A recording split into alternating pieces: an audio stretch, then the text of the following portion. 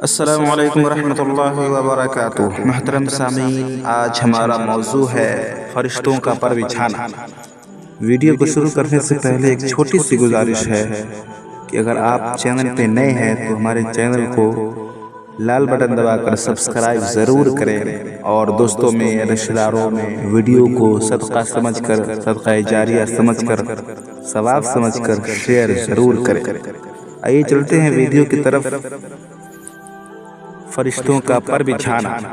طالب علم اور اہل علم کا مقام مرتبہ روز روشن کی طرح واضح ہے، لیکن اللہ رب العالمین طالب علم اور اہل علم کو جو مقام دیا ہے، جو مرتبہ دیا ہے، اس کا اندازہ آپ مندرجہ ذیل حدیث سے بآسانی لگا سکتے ہیں۔ رسول اللہ صلی اللہ علیہ وسلم نے ارشاد فرمایا، وَإِنَّ الْمَلَائِكَةَ لَتَضَعُ أَجْنِحَتَهَا رِزْقًا لِطَالِبِ الْعِلْمِ، اور بلا شبہ فرشتے طالب علم کو، علم دین سیکھنے والوں کو خوشنودی کے لیے اپنے پر بچھا دیتے ہیں۔ دنیا داروں اور وزیروں کو اپنی باڈی گارڈ اور سرکاری پروٹوکول پر بڑا ناز ہوتا ہے، لیکن ان طلبہ قرآن و حدیث سیکھنے والے کو علماء کا کیا کہنا ہے، جن کے پروٹوکول کے لیے آسمان سے نورانی فرشتے، معصوم فرشتے اتارے جاتے ہیں۔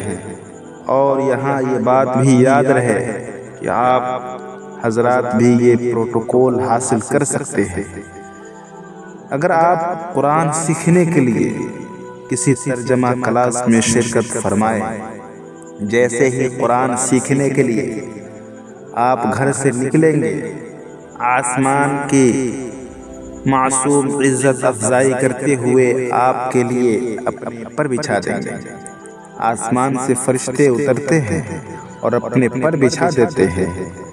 اور سچی بات یہ ہے، جن طلبہ اور علماء کی نگاہیں ان احادیث پر ہوتی ہیں، ان کو دنیا کے کسی چیز کی کوئی پرواہ نہیں ہوتی۔ وہ اللہ اور اس کے فرشتوں کے ہاں بلند رتبے کی وجہ سے عجب طمانینت اور روحانیت محسوس کرتے ہیں۔ یہاں یہ بات یاد رہے کہ حدیث میں کہیں بھی یہ الفاظ نہیں ہے کہ فرشتے طلباء کے جو دین کا علم سیکھتے ہیں ان کے پاؤں تلے پر بچھاتے ہیں۔ یہ الفاظ حدیث سے ثابت نہیں ہے۔ احادیث میں تو صرف پر رکھنے کا تذکرہ ہے، ضروری نہیں کہ وہ قدموں تلے رکھتے ہوں۔ ہو سکتا ہے اس کے استقبال کے لیے اس کے اوپر دائیں بائیں موجود ہوں، جیسا کہ صحیح حدیث میں موجود ہے۔ حضرت عبداللہ بن مسعود رضی اللہ تعالیٰ عنہ بیان کرتے ہیں کہ میں رسول اللہ صلی اللہ علیہ وسلم کے پاس آیا اور آپ صلی اللہ علیہ وسلم مسجد میں سرخ چادر پر تکیے لگائے ہوئے، سرخ لال چادر پر تکیے لگائے ہوئے تھے۔ میں نے آپ کو کہا، اے اللہ کے رسول صلی اللہ علیہ وسلم، میں علم کو تلاش میں آیا ہوں، میں علم کی تلاش میں آیا ہوں، علم دین سیکھنے کے لیے آیا ہوں۔ تو آپ صلی اللہ علیہ وسلم نے کہا، طالب علم کو خوش آمدید، دین کے علم سیکھنے والے کو، قرآن و حدیث کے علم سیکھنے والوں کو خوش آمدید ہے، ویلکم ہے۔ یقیناً طالب علم کو فرشتے گھیرے ہوئے ہوتے ہیں اور اسے پروں سے سایہ کیے رہتے ہیں، پھر بعض پر بعض سوار ہو جاتا ہے، حتیٰ کہ آسمان دنیا تک پہنچ جاتے ہیں۔ اس کے علم کی تلاش کی محبت کی وجہ سے۔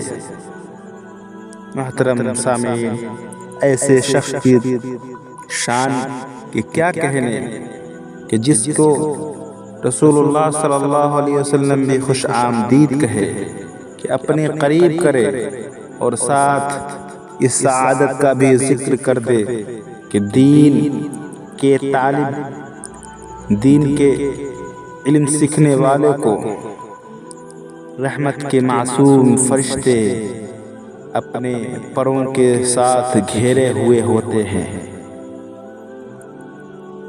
علم کی برکت سے رزق ہوتا ہے۔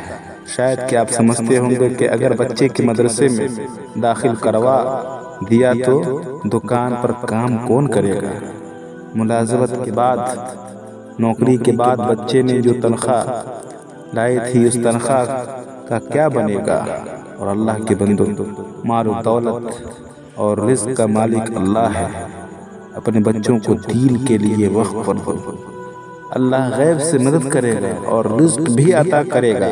کیا آپ کو یاد نہیں حضرت انس بن مالک رضی اللہ تعالی عنہ جب رسول اللہ صلی اللہ علیہ وسلم کی خدمت کے لیے آئے تھے تو غربت کا عالم یہ تھا، غریبی کا عالم یہ تھا، اتنے آپ غریب تھے کہ پہننے کے لیے ایک سوٹ بھی نہیں تھا، ایک کپڑا بھی نہیں تھا۔